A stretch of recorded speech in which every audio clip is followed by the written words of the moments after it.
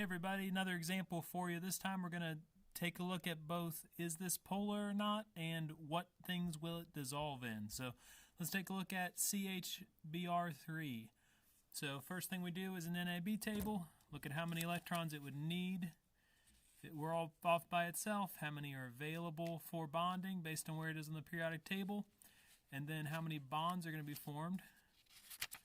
So it says we have 4 bonds. We do a Lewis electron dot structure.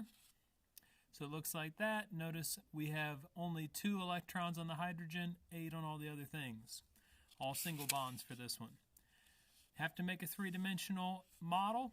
Well, since there's 4 electron clouds around it, that means we have 4 bonds and it is tetrahedral. We look at each of the bonds to see if they're polar or not.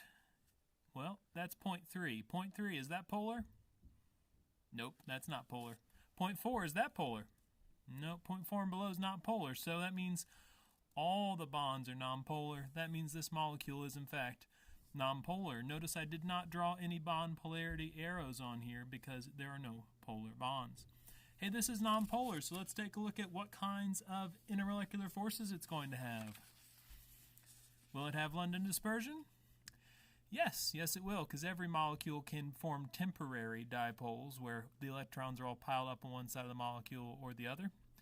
Will it have dipole-dipole? No, because it's not polar. Hydrogen bonding? Nope. Even though there's a hydrogen there, it's bonded to a carbon, not a nitrogen, oxygen, or fluorine.